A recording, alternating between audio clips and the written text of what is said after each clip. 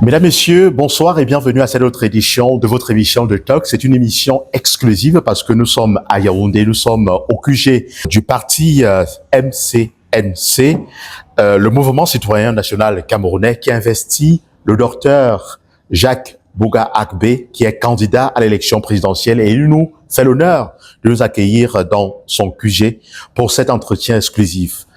Mesdames, Messieurs, merci d'être là. Merci d'être parmi les inconditionnels téléspectateurs d'Echo 237, votre média en ligne. Docteur Jacques Bouga Akbé, bonjour. Bonjour et merci à Echo 237 de m'inviter. Et je dis également bonjour à votre équipe technique et aux millions de téléspectateurs qui vous regardent. C'est vrai, c'est pas tous les jours qu'on a la chance d'avoir d'être le futur président du Cameroun. On profite généralement lorsqu'on a cette opportunité d'être en face de vous et de pouvoir vous poser des questions avant peut-être que vous n'arriviez à Etodi. C'est vrai que vous avez été retenu à la suite justement de la publication de la liste définitive par Elecam des candidats retenus et ensuite une liste qui a été entérinée par le Conseil constitutionnel après le contentieux préélectoral, pardon. Et aujourd'hui, comment vous vous sentez? Est-ce que vous êtes déjà prêt? Nous sommes à pratiquement moins de 2 mois de l'élection présidentielle. Oui, je suis prêt. Nous sommes en train de déployer nos équipes de campagne sur le terrain. Et nous comptons faire une campagne de proximité, du porte-à-porte. Et nous comptons nous assurer que les électeurs ont tous notre offre. Nous allons la leur distribuer. Donc, nous sommes dans cette phase-là. Et je demande aux Camerounais et Camerounaises de rester optimistes. Le changement aura lieu le 12 octobre. Et vous êtes convaincu que ce changement se fera avec vous? Bien sûr, parce que j'ai, je pense, en toute modestie, la meilleure offre politique, une offre qui est concrète. Je ne parle pas de généralité, je parle des choses concrètes. Quand je dis, par exemple, sur le plan politique, nous allons enlever le processus électoral des mains du gouvernement, je dis exactement comment je veux le faire. On va revenir justement sur les différents axes justement qui constituent votre programme. Mais je vais poser une question vulgaire parce que nous sommes entrons véritablement dans le vif du sujet. Il n'est pas question de parler des questions qui n'ont rien à voir avec votre projet de société. Pourquoi voulez-vous être président de la République? Parce que c'est chaque Camerounais lambda pourrait vous poser cette question. Oui, je suis dans cette course à la présidence de la République pour une raison très simple. Notre pays, le Cameroun, peut s'en sortir très rapidement. Ce que nous voyons là, ces difficultés, ces mauvaises routes, ce chômage, cette pauvreté, peut prendre fin très rapidement. Mais pour y arriver, il faut des réformes de fond que seul un président de la République peut faire. Parce que ce sont des réformes transversales qui touchent tous les secteurs. Un ministre seul ne peut pas le faire. Un conseiller technique ne peut pas le faire. J'ai l'expérience internationale. J'ai parcouru beaucoup de pays et j'ai travaillé avec des ministres. Parfois, il arrivait des moments où ils nous disaient « Je suis d'accord avec vous, mais ça, c'est une réforme que seul le président de la République peut faire. » Donc, vu mon expérience internationale, mais vu également mon expérience d'agriculteur dans ce pays, j'ai eu un certain nombre de problèmes qui illustrent justement ce qui bloque, par exemple, notre secteur agricole.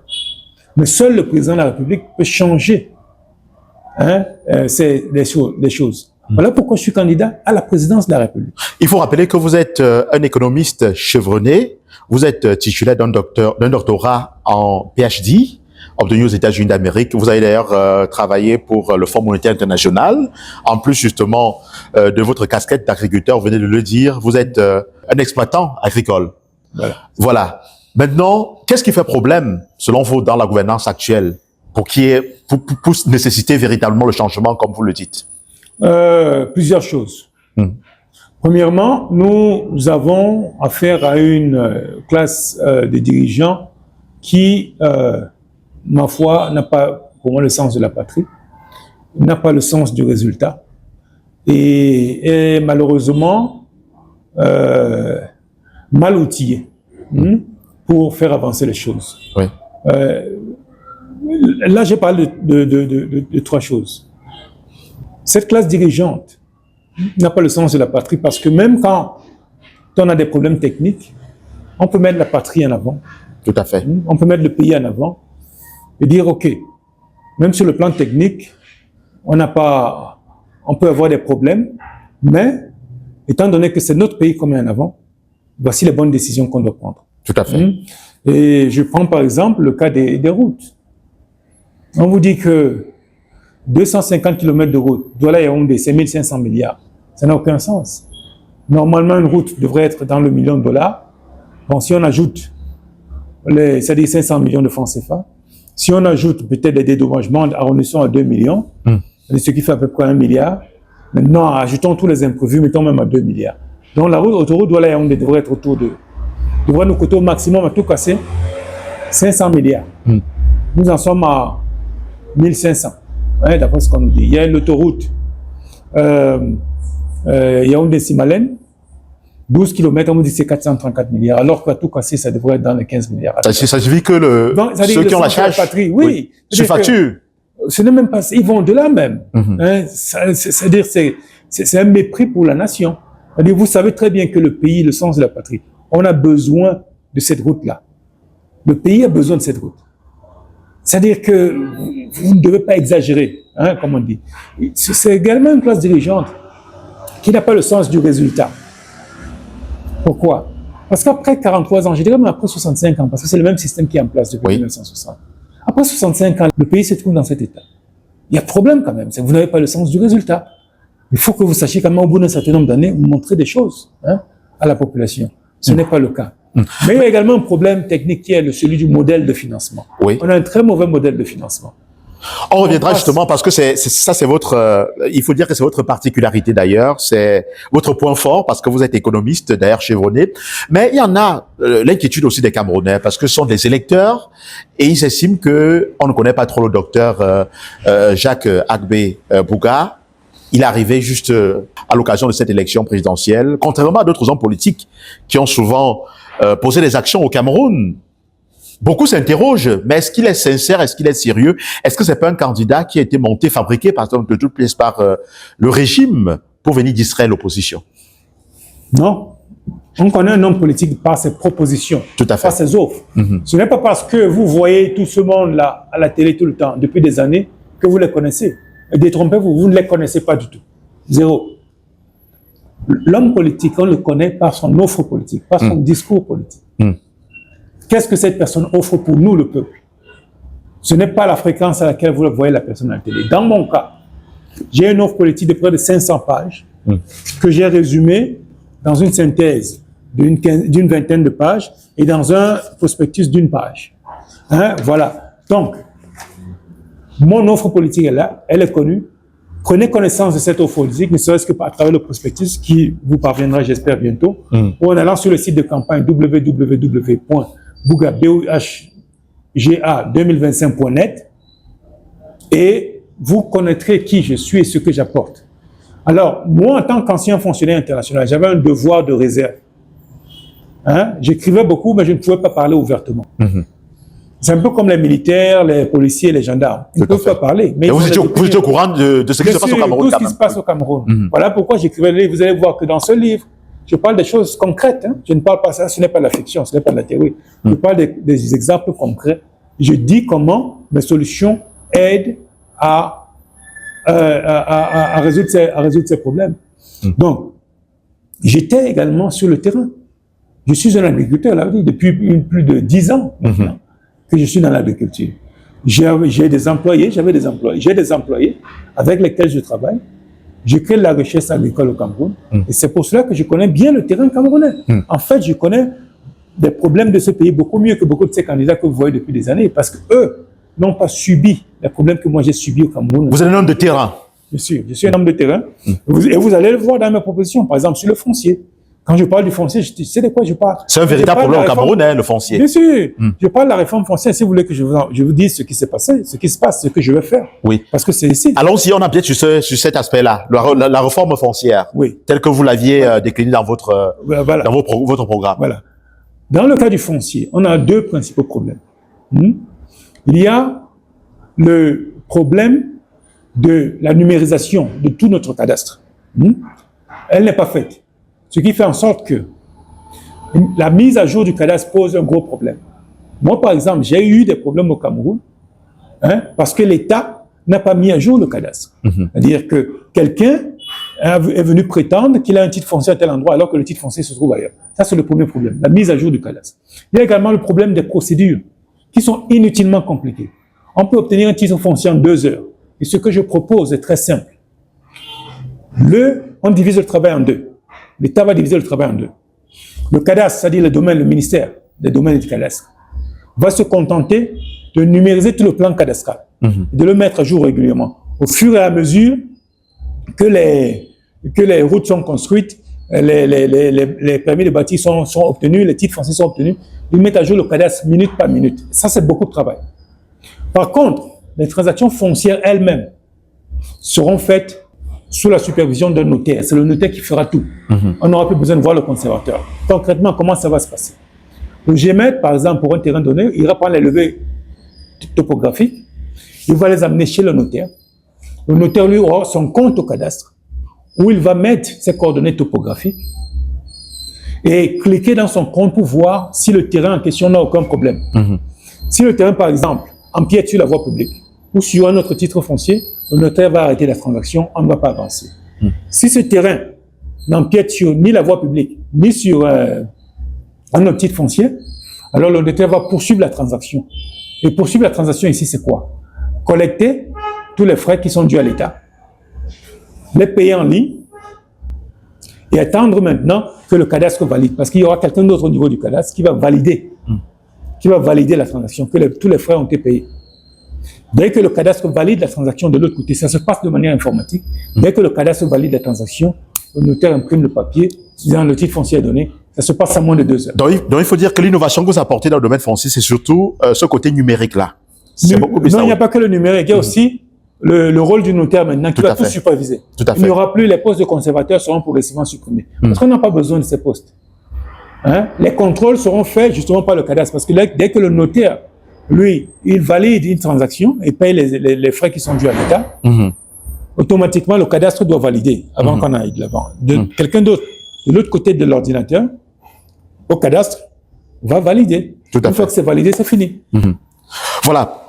Parmi les différents axes, justement... 2 heures, pas plus. Oui. Parmi les différents axes de votre programme, vous comptez également implémenter un nouveau modèle de financement de l'économie. Expliquez-nous comment ça va se passer. Oui. Le modèle que nous avons présentement, il n'est pas efficace du tout. Il n'est pas efficace du tout parce que, il repose sur l'endettement de l'État surtout, très souvent. 2, il ne donne pas leur chance aux petites et moyennes entreprises. Et ce sont ces petites et moyennes entreprises qui créent souvent de l'emploi parce que ce sont elles qui ont besoin de croître. Tout à fait. Donc, créer plus d'emplois. Donc, c'est un modèle de financement qui ne marche pas. Il est essentiellement assis sur la banque. Et généralement, les banques n'ont pas le droit de prendre trop de risques sur les gens. Donc, il faut casser ça. Donc, il y a un problème d'endettement de l'État. Il y a un problème du montant des ressources, mais il y a également un problème de diversification du risque. Donc, le modèle que nous avons a de sérieux problèmes. Comment résoudre cela? C'est changer de modèle complètement et adopter ce que j'appelle modèle de 100 francs. C'est quoi le modèle de 100 francs? Le modèle de 100 francs, c'est juste l'État qui crée une application téléphonique et vous donne des téléphones et des chargeurs solaires. Et s'entend avec les compagnies d'Internet pour que l'utilisation de son application à lui, l'État, soit gratuite. Ce qui vous permet maintenant d'être en contact avec l'État à travers vos téléphones. Et dans cette application de l'État, il y a un marché financier. Et il y a un compte mobile money. Avec ce marché financier, vous pourrez acheter désormais les bons du Trésor à 100 francs. Pas plus. On va peut-être revenir là-dessus. Les actions des entreprises populaires qui vont construire les infrastructures publiques à 100 francs l'action. Vous pourrez financer les entreprises, notamment les PME, avec 100 francs.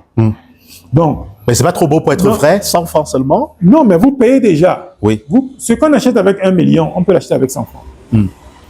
Si, par exemple, je prends un exemple, les bons du Trésor que nous avons maintenant sont autour d'1 million de francs par bon. Oui. Donc, il faut avoir au moins 1 million de francs pour acheter un bon du Trésor. OK? Et comment partir de 1 million pour avoir 100 francs et être justement, il faut juste que la loi disent à l'État, désormais, les bons du Trésor ne vont plus dépasser 100 francs et ils seront vendus sur les téléphones, en ligne, dans ce marché financier que l'État va créer. Donc, concrètement, c'est quoi? Généralement, vous achetez déjà des choses sur les téléphones. Il y a des applications. Tout à fait. L'État va faire la même chose. Ici, maintenant, dans l'application de l'État, vous allez acheter plutôt des instruments financiers comme les bons du Trésor. OK? Maintenant, l'avantage ici, c'est quoi? C'est que ça n'exclut personne d'autre. C'est-à-dire ceux qui achetaient déjà les bons du Trésor à 1 million, ils continuent à acheter. Toujours à 1 million. Non, non, pas 1 million. On réduit le prix, oui. Non, non, il va acheter 10 000. 10 000, oui. Si tu achetais avant un bon du Trésor à 1 million, maintenant, ce sera tu vas acheter 10 000 bons du Trésor à 100 francs. À 100 francs, tout à fait. À chacun, c'est tout. Mais l'avantage ici, c'est quoi? C'est que l'État, par exemple, il a déjà le millionnaire qui lui a acheté ses bons du Trésor. Tout à fait. Maintenant, s'il a la petite maman au quartier, là, qui n'a que 200 francs, qui peut aussi acheter les bons du Trésor pour 200. Donc, l'État augmente le pool de ressources qui est à sa disposition. OK? Vous voyez l'avantage. Donc, le premier gagnant, déjà, c'est qui? C'est l'État lui-même. C'est l'État lui-même, oui. Et quand il y a un pool plus grand, les coûts baissent. Vous voyez? Et pour l'État et l'économie, il y a un deuxième avantage. C'est que les intérêts que l'État va payer, par exemple, sur les bons du Trésor, ils seront plus seulement distribués aux riches qui ont 1 million, comme c'est le cas maintenant. Il faut que vous sachiez que l'État paye plus d'1 milliard de francs CFA par jour en intérêt. Mais il paye ça aux riches. Il paye ça aux riches. Vous, les pauvres, n'avez rien. Avec ce modèle de financement, l'État va payer des intérêts tous les jours, mais ce sera également aux pauvres, c'est-à-dire à tout le monde. Donc, tout le monde percevra des intérêts sur les bons du Trésor, sur les téléphones, tous les jours. Et qu'est-ce que ça fait? Ça va permettre de doper l'économie camerounaise tous les jours. Vous voyez? Donc, le service de la dette va permettre justement le paiement de ces intérêts, de doper, dynamiser l'économie camerounaise. Parce que si l'État réinjecte sous forme d'intérêt 1 milliard par jour dans l'économie, ça aura un impact non négligeable. Et vous vouliez justement que les subventions des projets, par exemple, se fassent sur le plan local, que l'État puisse trouver des ressources sur place. L'État peut le faire. Parce que dans ces téléphones-ci, en 2023, si vous regardez, le volume de transactions mobile money était de 23 000 milliards, 24 000 milliards. 24 000 milliards en 2023. En 2025, on doit être autour de 30 000 milliards. Ça n'inclut pas la diaspora, parce qu'avec l'application de l'État, la diaspora sera également Tout à fait. incluse. Les entreprises sont également incluses. Là, maintenant, les entreprises n'utilisent pas ces comptes mobile money dans leurs transactions. Donc, il y a un volume d'argent qui circule dans les téléphones qui vaut plusieurs fois le budget de l'État pour 2025. Je dis plusieurs fois. Et on ne l'exploite pas. Donc l'État a négligé un peu ce volet-là qu'offre, je veux dire, ces opportunités qu'offre le numérique aujourd'hui. Justement, justement. L'État n'a pas pris ça en compte. Et vous comptez justement surfer sur ça justement, pour développer l'économie. Pour développer l'économie et sortir notre pays de la dépendance extérieure. Parce qu'avec la diaspora également, au lieu d'aller emprunter, il faut déjà que les gens sachent que ces institutions internationales, quand vous regardez ces dernières années, les deux principales institutions internationales, le FMI et la Banque mondiale, n'ont prêté que 3 500 milliards au Cameroun ces dernières années. Alors qu'ici, je vous dis, on a près de 30 000 milliards, sans compter la diaspora, sans compter les entreprises. Maintenant, incluez la diaspora, incluez les entreprises, vous allez voir, c'est un miracle. Il y a un pool d'argent énorme ici. Mais quand on vous écoute, on a comme impression qu'on est en train de rêver et on se dit, est-ce que ça peut se concrétiser véritablement? Bien sûr, vous n'êtes pas en train de rêver. Le téléphone, je dis comment je vais le faire. Une fois président de la République, je m'entends avec les compagnies téléphoniques et d'Internet. Je dis, écoutez, voici ce que je veux faire. Donnez-moi un prix par unité, je vous paye sur 4-5 ans. Vous avez déjà le contrat qui vous dit que vous avez un marché, puisque c'est l'État qui vous paye. Tout à fait. Donc l'argent est là, l'État ne va pas fuir. Donc on va faire ces téléphones très rapidement. Et je leur dirais même, j'irai même au-delà, que privilégier les compagnies qui vont fabriquer les téléphones dans les zones industrielles que je veux créer dans les mois qui viennent. Parce qu'il y aura au moins une zone industrielle dans chaque département.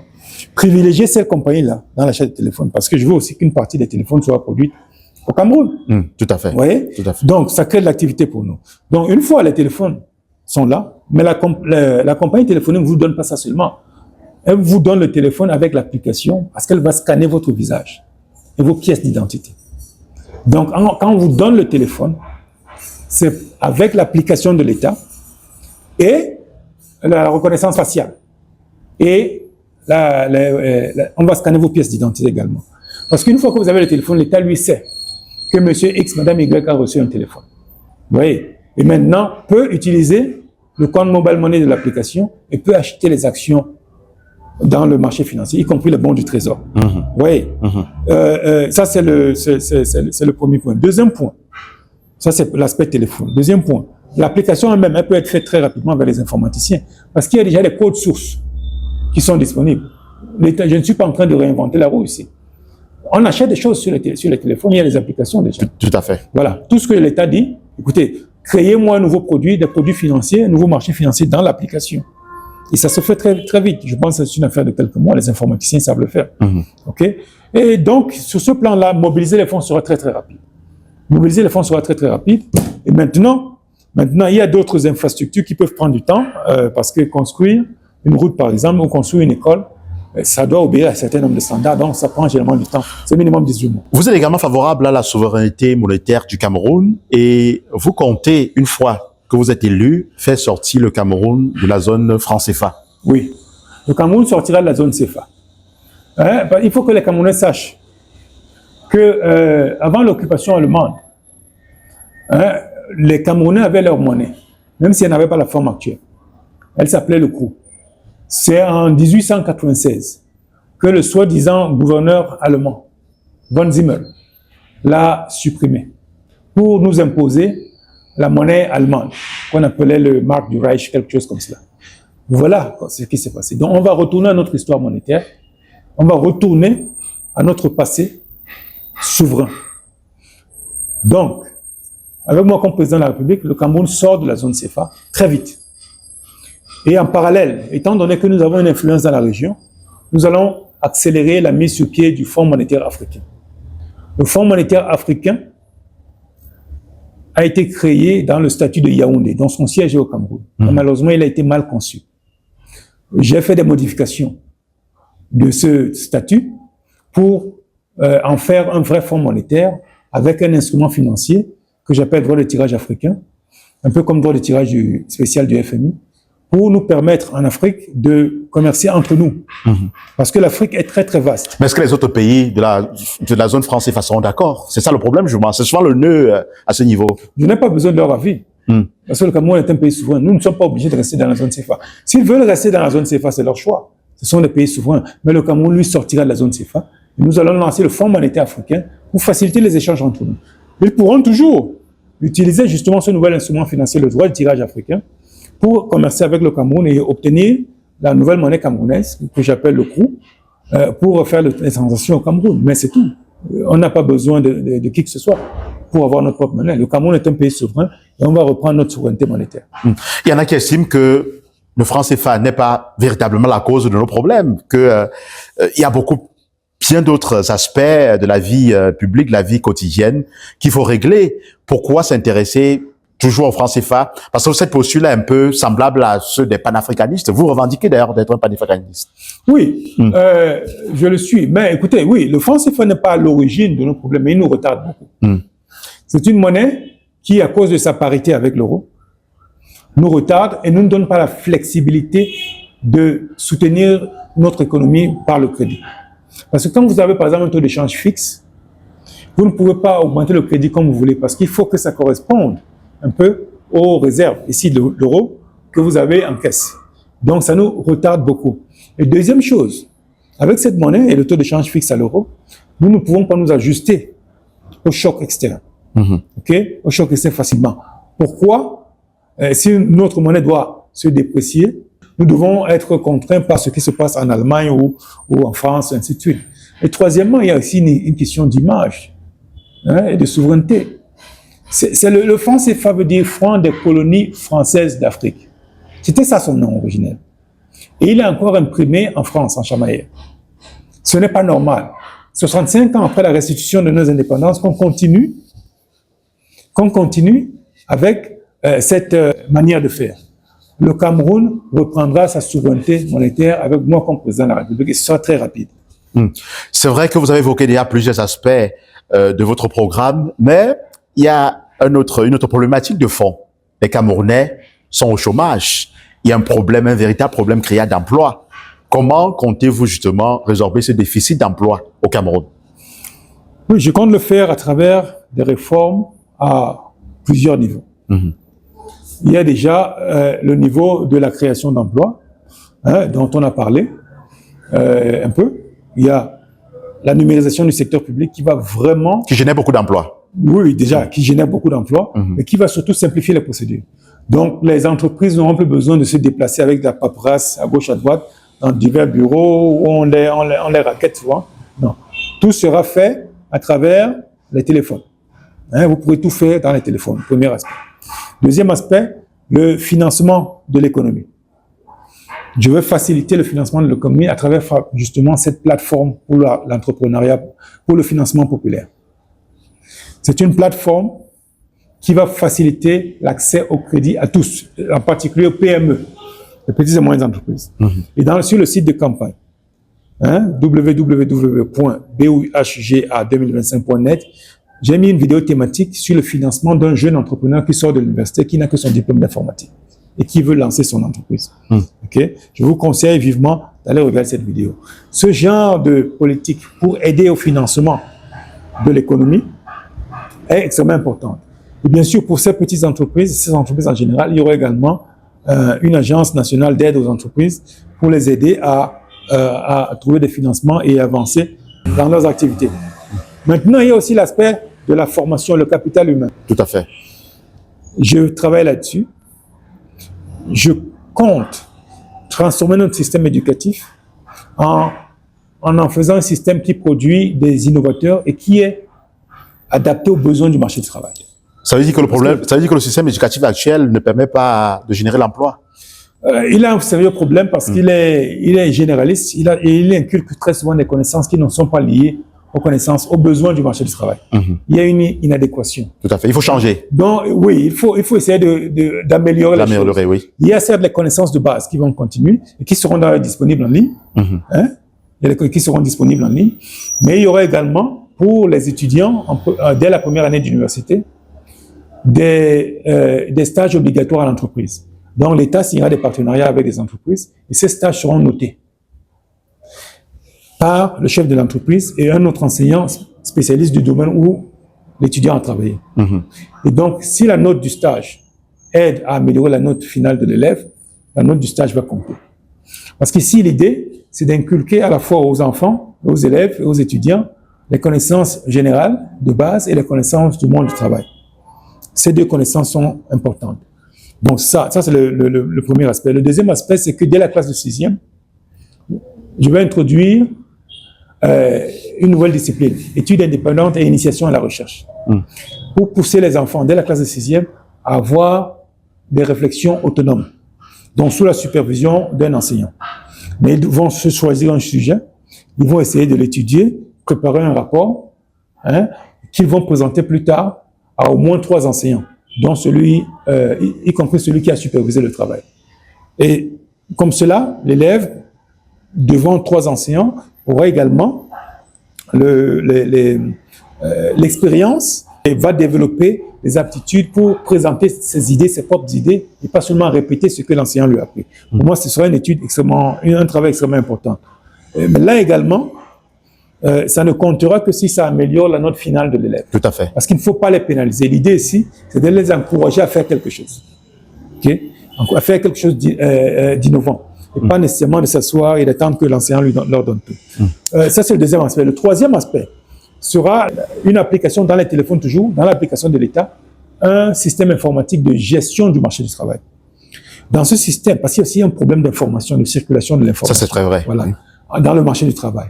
Les entreprises, avant tout recrutement, devront publier leur offre d'emploi dans ce système informatique de gestion du marché du travail, avant tout recrutement. Ce sera une obligation légale des entreprises. Oui. En plus de cela, elles auront l'obligation de publier leurs projections d'offres d'emploi durant les 10 années suivant l'année en cours. Ce qui permettra aux élèves en formation de voir à peu près quels sont les besoins du marché du travail. De mieux parcourir les bureaux avec des documents à la recherche d'emploi. Non, à partir des RE. on le fera par le téléphone. On le fera par le téléphone. Tout sera fait par le téléphone. Oui. Donc, voilà pourquoi cette application de l'État est extrêmement importante. Donc, ceci va faciliter la mise en cohérence de la formation et également des besoins du marché du travail. Voilà donc autant de réformes qui, je pense, vont accélérer la création d'emplois au Cameroun. Voilà, les Camerounais se posent la question. Vous savez, il y a un aspect de la vie des Camerounais qui est souvent à l'origine de beaucoup de contestations, notamment sur le plan politique. Nous parlons d'un pays démocratique, mais on se rend compte au regard des agissements de certaines autorités que le Cameroun a encore beaucoup à faire sur le plan démocratique. Quelles sont les réformes justement que vous comptez apporter sur le plan sur le plan constitutionnel afin de garantir des élections crédibles aux Camerounais, parce que c'est ce que les Camerounais souhaitent, qu'il n'y ait plus de contestation après une élection, comme on l'a souvent vu. Effectivement, ça c'est un problème extrêmement important. Et probablement ce sera la principale réforme que je mettrai dans notre constitution. Il faut absolument que le peuple redevienne le maître de nos institutions, le peuple camerounais. Et comment je vais... Et voilà où je me distingue des autres candidats, parce que je dis exactement comment je vais le faire. Oui. La Cour suprême prendra le contrôle de... C'est le Conseil constitutionnel maintenant. Non, oui. La Cour suprême, je dis bien. Oui, vous reviendrez à la Cour suprême. Oui. Va absorber la Cour constitutionnelle et va absorber les cas. Et elle prendra le contrôle total de tout le processus électoral, des inscriptions sur la liste électorale, jusqu'à la proclamation des résultats. Cette Cour suprême sera formée de 5 juges, dont au minimum 2 hommes et 2 femmes. Ces juges seront nommés par le président de la République, mais ils devront être confirmés par le peuple, pour que le président nomme pas n'importe qui à ce poste. Et ça, c'est très important. Et une fois que ces juges sont nommés par le président de la République et confirmés par le peuple, ils deviennent inamovibles. Donc le président n'aura plus de contrôle sur eux. Ils pourront même destituer le président s'il le souhaite. Oui. Ça, c'est une deuxième proposition. Je vais en parler tout à l'heure. Donc là, le président ne pourra plus les contrôler. Tout à fait. Seul le peuple pourra les contrôler, parce que si eux-mêmes violent la Constitution, violent la loi, c'est un jury populaire qui va les juger. Donc les juges ne vont plus juger les juges. Les juges au Cameroun seront jugés par les jurys populaires. Donc ils seront sous le contrôle du peuple camerounais. Maintenant, en plus de contrôler les élections, la Cour suprême aura le pouvoir de destituer le président de la République s'il viole certains articles de la Constitution, notamment ceux concernant l'alimentation des mandats. Paul Biya est le dernier Camerounais à faire plus de 14 ans au sommet de l'État. Plus aucun Camerounais ne devra faire plus de 14 ans au sommet de l'État. À la 14e année, soit vous démissionnez, soit on vous destitue. Vous allez maintenir le mandat sur 7 ans? Oui, je pense qu'il faut le maintenir pour donner le temps à la personne d'organiser son plan d'action, de le mettre en œuvre et de montrer les résultats. Parce que 7 ans, c'est largement suffisant. Ici, le plus important, ce n'est pas le mandat de 7 ans, c'est que ici, on passe 7 années à ne rien voir. Si le Cameroun était dynamique, c'est un peu quand vous êtes très, très occupé au travail. Vous ne voyez pas le temps passer. On n'aurait pas vu ces 7 ans passer. On pense que c'est beaucoup, mais c'est pas beaucoup. Si il y a vraiment du travail, c'est pas long. Maintenant, j'introduis également une autre réforme importante dans notre système démocratique. Les scrutins de présélection des candidats. Là, on s'est plaint parce qu'on avait 84, 83 ou 84 candidats. On se plaint. Alors, bon, c'est pas grand-chose. Moi, je table même sur 1000 candidats. Et voici comment la Cour suprême va gérer cela. La présélection des candidats. C'est toujours le peuple qui doit dire qui peut être candidat. Et pas des manipulations politiciennes comme on l'a vu. Comment la Cour suprême va... En faisant quoi? Le peuple fera quoi? Non, voici comment la Cour suprême va le faire. Disons s'il y a 1000 candidats, okay, la Cour suprême va faire un tirage au sort dans des groupes de 5. Des groupes de 5, donc il y aura à peu près 200 groupes. Donc elle va organiser 200 débats en ligne.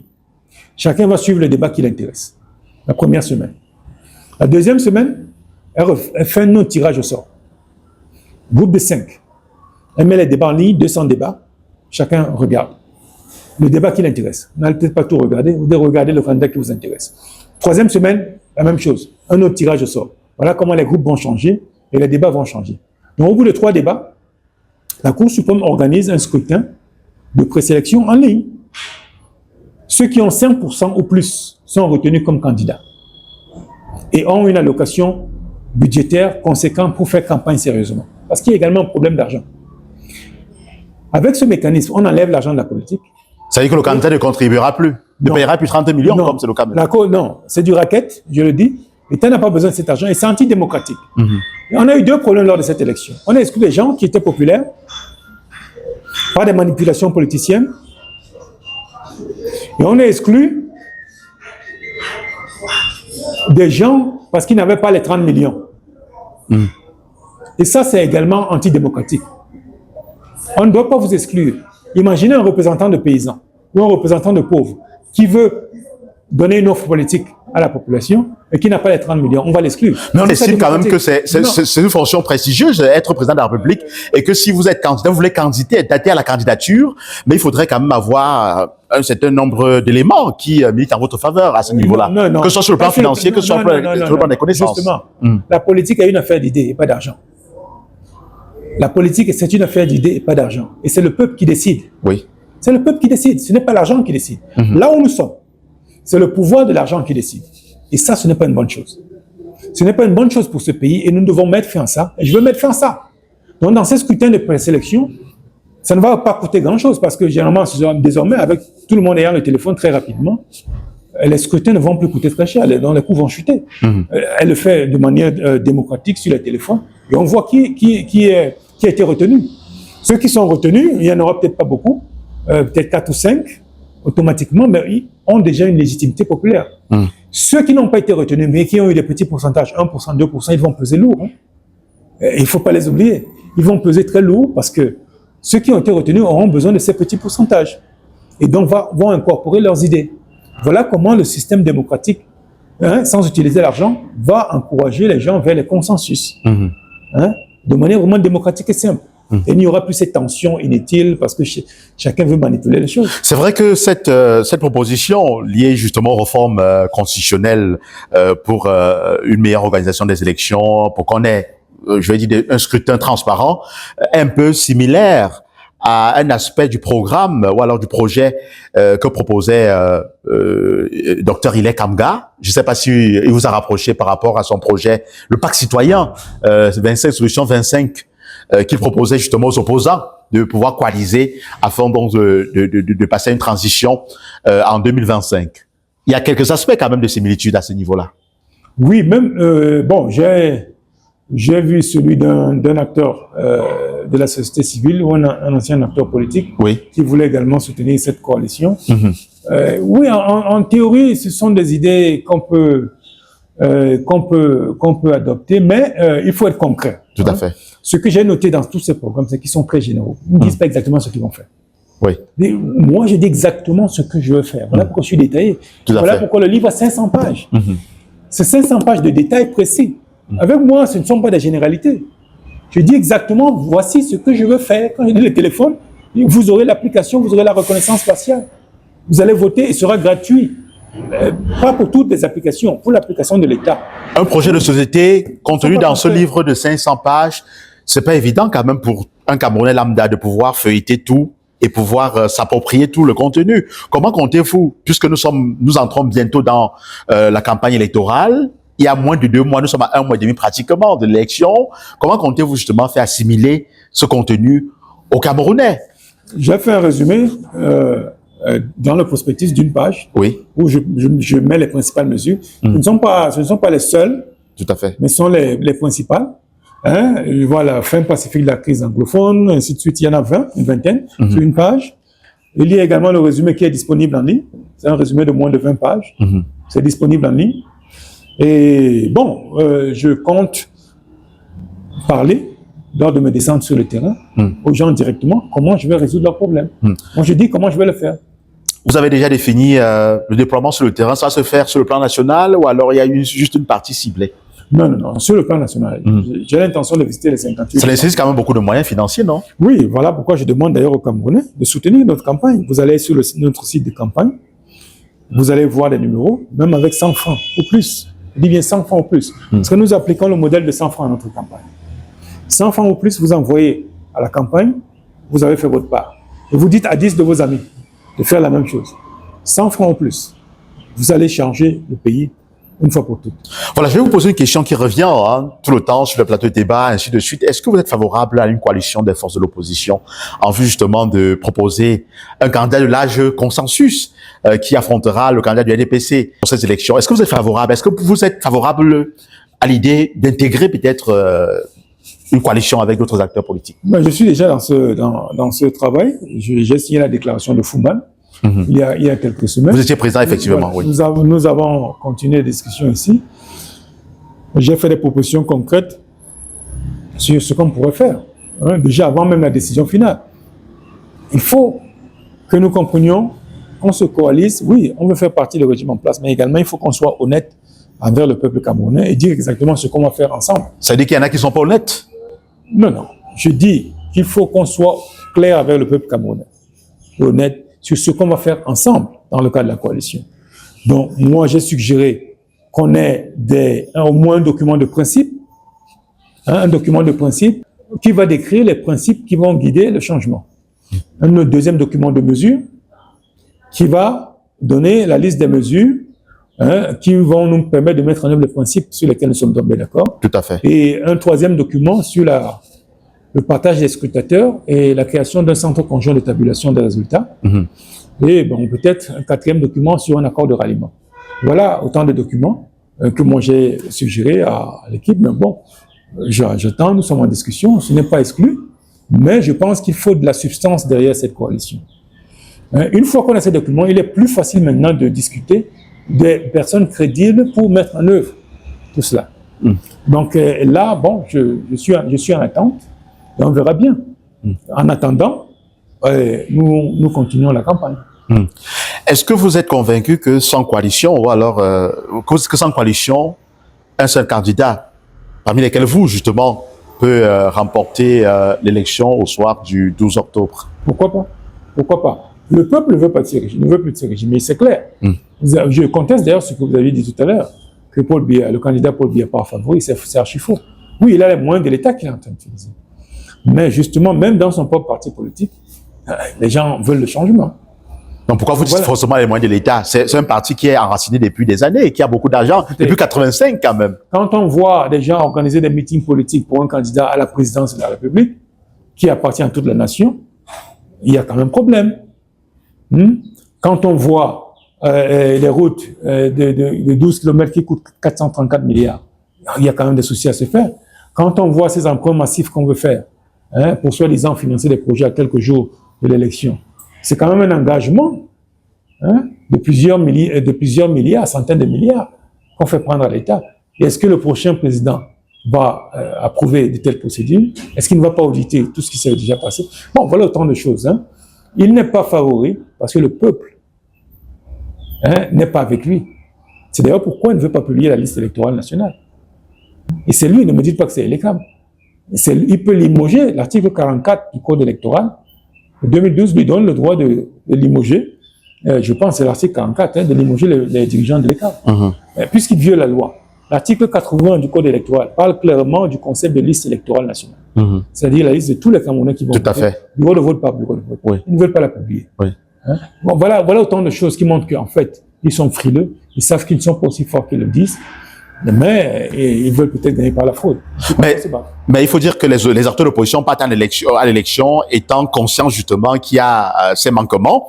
Une certaine opinion justement pense que les actions de l'ECAM et du Conseil constitutionnel militent en faveur du candidat du parti au pouvoir et que peu importe le vrai résultat des urnes qui sera publié, qui sortira, le vrai résultat qui sortira des urnes au lendemain, au soir du 12 octobre, c'est le candidat du RDPC qui sera publié, c'est son nom qui sera finalement publié comme vainqueur de l'élection. Quel est votre avis justement sur une telle déclaration? Je ne partage pas cette opinion pour une raison très simple. Lorsque les votes sont comptés dans le bureau de vote, normalement, les scrutateurs doivent envoyer le résultat de ce bureau de vote à leur quartier général, à leur centre de tabulation. Et c'est ce que notre centre de tabulation fera. On va en créer un ici. C'est ce qu'il fera. Nos scrutateurs dans tous les bureaux de vote devront nous envoyer les résultats bureau de vote par bureau de vote. Est-ce que vous avez les moyens d'envoyer les scrutateurs partout? Dans tous les bureaux de vote? Il y en a plus de 36 000. Non, nous cherchons les moyens et nous ouvrons la voie au partage des scrutateurs. C'est ce que je vous disais tout à l'heure. Que j'avais proposé à l'équipe de coalition de regarder en quelle mesure on peut avoir un partage des scrutateurs. Donc, pardon. Voilà autant de choses. Donc les scrutateurs remontent les PV des bureaux de vote au niveau du centre de tabulation. Et on verra bien. On verra bien si déjà ça correspond au PV des commissions départementales. Et si les PV des commissions départementales correspondent au PV de la commission nationale. Donc, vous voulez dire que c'est à ce niveau que l'opposition doit véritablement travailler, au niveau des scrutateurs, de leurs représentants dans les bureaux de vote. Bien sûr. Parce que même si elle n'est pas unie, elle devrait au moins s'unir sur les scrutateurs. Je pense que c'est quand même le minimum. Bon, mais allons-nous dans ce sens? Bon, je ne sais pas. On verra bien ce que chacun pense. Et si, au soir du 12 octobre, vous êtes élu président de la République du Cameroun, quelles sont les premières mesures que vous comptez prendre dès votre prise de fonction? Dès ma prise de fonction, bien sûr, il y aura une nouvelle constitution, mais avant de l'adopter, je vais organiser une conférence. Le premier jour exactement. Oui. J'organise une conférence sur la crise anglophone. J'organise une conférence sur la crise anglophone. Oui, justement, on en a pas parlé, hein, oui, dans votre projet. Oui. Voilà, une conférence sur la crise anglophone sur 3 jours que je vais présider moi-même. On va faire 3 choses au moins. On va identifier ensemble. We'll identify together what led to this crisis. We'll find out what could be potential solutions that could address this issue once and for all. And third, we'll decide which of these solutions will be in the constitution, the new constitution, and which ones will be in other non-constitutional documents. Mais ça veut dire que vous n'avez pas encore les solutions pour cette crise? Non. Parce que vous dites que vous avez encore identifié. Je pense que le problème est déjà connu. Non. Justement, les gens croient qu'ils connaissent le problème. Et certains croient même qu'il faut le fédéralisme. Moi, je peux vous dire qu'hier, ici même dans cette salle, j'ai parlé à un anglophone qui me disait non, ce n'est pas ça. Il avait plutôt une analyse qui est similaire à la mienne. Montrez-leur un peu de respect, asseyez-vous avec eux, voyez comment, déjà, accepter qu'ils ont été victimes d'un certain nombre de problèmes. Ils sont victimes de discrimination, et c'est vrai. Et laissez-les vous dire exactement quels sont les problèmes qui les dérangent. And let them tell you themselves what's bothering them, how these discrimination issues can be addressed.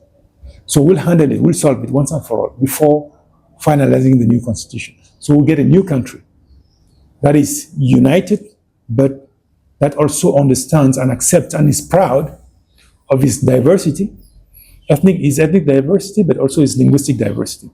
Deuxième chose, je vais lancer la numérisation rapide de tout le secteur public. Et ça va commencer par les téléphones pour tout le monde. Les téléphones font partie de la numérisation de tout le secteur public. C'est une stratégie de numérisation. Parce que si l'État se numérise lui-même, sans vous donner les moyens d'avoir accès aux services de l'État, ça n'aura servi à rien. Donc, je lance la numérisation rapide de tout le secteur public. Et avec l'application de l'État, vous aurez déjà les moyens de financer les entreprises et l'État lui-même par vos téléphones. Troisième chose, je lance le nouveau plan d'urbanisation du Cameroun. Voici un peu une maquette. Ça, ce sont les méga autoroutes que je vais construire un peu partout au Cameroun pour désenclaver toutes les parties du Cameroun. Ce sont des méga autoroutes, peut-être même 10 voies dans chaque sens. Parce que le Cameroun, de par sa position géographique, devrait être prêt à gérer 200 à 300 millions de personnes. C'est-à-dire presque la population des États-Unis au Cameroun. Tout à fait. Donc c'est énorme. Parce que les gens ne pourront pas passer par le désert là, ils vont probablement préférer passer par le Cameroun. Donc nous devons absolument concevoir notre modèle de développement. Et dans ces méga autoroutes, quand j'ouvre les méga autoroutes, je vais créer également de l'espace pour les chemins de fer à lévitation magnétique. Parce que c'est une technologie qui est extrêmement puissante. Elle coûte un peu plus cher, mais elle est extrêmement puissante et dans la mesure où les vitesses peuvent atteindre les 500 à 600 km/h, un peu comme la vitesse d'avion. On peut parcourir l'extrême sud à l'extrême nord, on parlait de l'extrême sud à l'extrême nord en moins de 2-3 heures. Donc je vais mettre ça en même temps. Et en dessous, je vais construire au moins 2 canalisations. Une pour tout ce qui est liquide et l'autre pour tout ce qui est électrique et électronique. Ce qui nous permettra d'envoyer de l'eau un peu partout au Cameroun, surtout à nos frères et sœurs du Nord, qui ont souvent de gros problèmes d'eau, et de l'électricité un peu partout au Cameroun. Voilà des méga projets que je vais lancer. Et dans ce cadre-là, chaque département aura sa zone industrielle, au moins une zone industrielle et un pôle urbain. Et ces pôles urbains seront reliés à travers les voies terrestres, ferrées, mais également aériennes. Ce qui veut dire que chaque département devra avoir au moins un petit aéroport national. Et comment tout ça sera financé? Ce sont les entreprises populaires, c'est-à-dire vous du Cameroun, vous de la diaspora. À travers les téléphones, ces entreprises vont commencer à lever les fonds et construire toutes ces infrastructures. Ce n'est plus l'État qui va le faire. L'État sera seulement un facilitateur parce qu'il va donner toutes les autorisations légales, les titres fonciers et tout le reste. Et vous, à travers les téléphones, vous allez lever les fonds, que ce soit au Cameroun, que ce soit dans la diaspora, pour lancer ces grands projets. Donc, il y aura par exemple Autoroute et Rails d'Afrique qui va construire ces voies terrestres et ferrées. Il y a la Société nationale des routes du Cameroun qui va construire le réseau urbain. Il y a Électricité Haut d'Afrique qui va apporter de l'eau un peu partout au Cameroun, ainsi de suite. Voilà comment je vais lancer ces méga projets institutionnels, informatiques et les projets d'urbanisation dans les 100 jours suivant mon entrée en fonction. Très impressionnant. Docteur Jacques Bouga Abbé, nous sortons déjà de cet entretien. Vous allez regarder la caméra comme vous l'avez fait depuis le début de cet entretien et dire aux Camerounais de leur adresser votre message de fin. Je dis à tous les Camerounais, nous avons raté le tournant de 1960. Nous ne devons pas rater celui de 2025. Ne vous découragez pas. Je sais que les déceptions de ces 43 dernières années, je dirais même de ces 65 dernières années, vous ont poussé au découragement. Ne vous découragez pas. On peut changer ce pays dans la paix. Faisons-le dès maintenant. Et le faire, c'est comment? Si vous avez 100 francs en plus, vous soutenez ma campagne. Si vous n'en avez pas, mais prenez toutes les dispositions pour aller voter le 12 octobre. Mais surtout, vous devez surveiller le vote du 12 octobre. Ne vous laissez pas intimider par le pouvoir en place. C'est vous qui avez le pouvoir. Le vrai pouvoir vient du peuple. C'est vous qui l'avez. Et vous l'aurez le 12 octobre. Exercez-le, surveillez votre vote et assurez-vous que votre choix est respecté. To my brothers and sisters in Cameroon, I urge you not to be discouraged. We can change our country very quickly. Very quickly. I know you've been disappointed by the bad governance we've been living through since 1960. But the time has come for you to stand up. So don't get discouraged. If you have 100 CFA francs or more to support my campaign, it will be welcome. But even if you don't, do everything possible to go vote on October 12th. October 12th is Liberation Day. Don't be intimidated by the party in power. The power lies within you. You are the power of this nation, and the power comes from the people. So I urge you to go vote on October 12th in peace, and let us change this country once and for all. Thank you very much. Mesdames, Messieurs, c'est ici que prend fin cet entretien exclusif avec Dr Jacques Bouga Agbé, candidat à l'élection présidentielle du 12 octobre prochain. Nous avons été honorés d'échanger avec lui. Docteur, merci de nous avoir accordé cette interview. Merci pour tout et bon courage. Mesdames, Messieurs, on se retrouve très prochainement avec un autre acteur politique ou alors un autre futur président de la République. On espère que justement au lendemain du 12 octobre, Dr Jacques Bouga Agbé sera le futur ou alors le prochain président du Cameroun. En tout cas, on lui souhaite bonne chance. Merci. À très bientôt.